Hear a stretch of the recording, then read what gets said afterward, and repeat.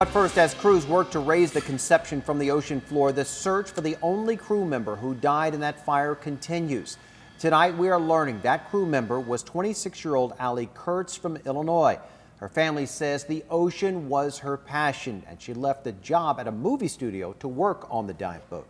And now there are looming questions about who's liable for the deaths of Allie and the 33 others.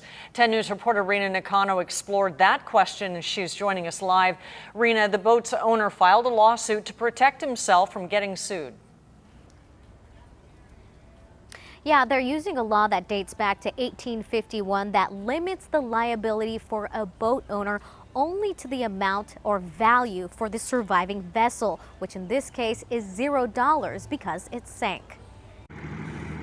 45 years in the business, and the Conception's owner, Glenn Fritzler, says he's never experienced such a loss. We're also saddened, the crew is dealing with it, and of course our family, we're dealing with it. But now Fritzler's company, Truth Aquatics, is the one filing a lawsuit to avoid being sued by the victims' families. The Limitation of Liability Act of 1851 prevents the families from bringing their own separate lawsuits for wrongful deaths. Instead, the families will be given a short time to be joined into a single federal case against the owners. There are three possible outcomes. 1.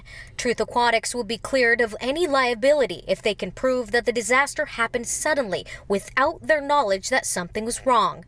2. The vessel owner is liable to these people, but its liability is capped at the value of the vessel after the disaster, which, let's call it, effectively zero. This was the same legal defense used successfully by the owners of the Titanic.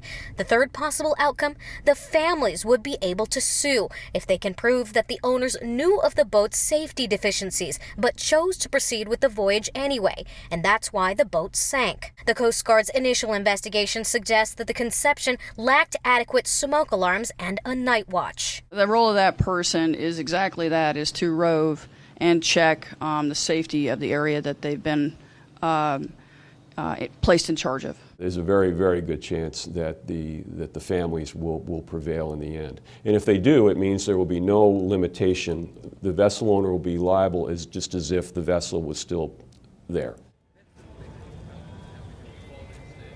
Now, as you can imagine, Truth Aquatics is getting a lot of criticism for filing this case so soon after the disaster, but they said in their Facebook quote, "When something like this happens, insurance companies and numerous stakeholders convene and activate a legal checklist. The timing is on them." However, when we spoke to our lawyers, they said they have 6 months to file. Reporting live, I'm Rena Nakano, 10 News. Yeah, so much to go ahead. Thank you, Rena.